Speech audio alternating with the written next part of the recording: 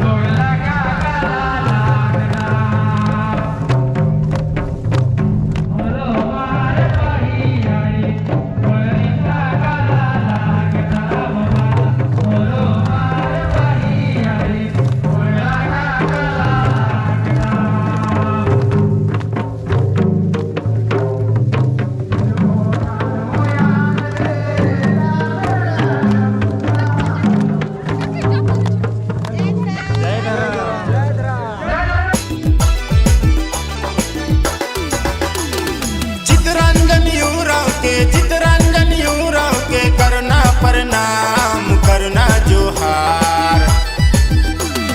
चित्तरंजन यूराव के करना प्रणाम करना जोहार। मुरमा से आए गिलय हमर गाँव में सबके बात आए लगल धर्म डहर रे। मुरमा से आए गिलय हमर गाँव में सबके बात लगल धर्म डहर रे। चित्तरंजन यूराव के करना प्रणाम करना जोहार। मुरमा से आए गिलय हमर गाँव में सबके बात लगल धर्म डहर रे।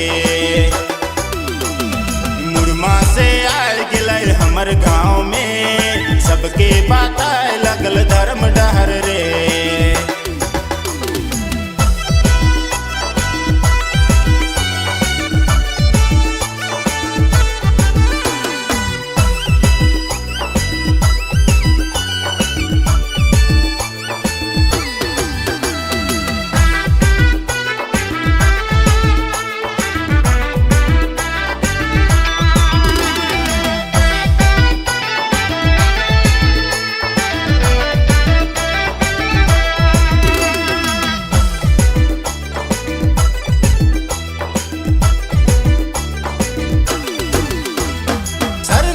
मत्था टेक के चले धर्म डहार पगाड़ी बांध के। सरना में मत्था टेक के चले धर्म डहार पगाड़ी बांध के।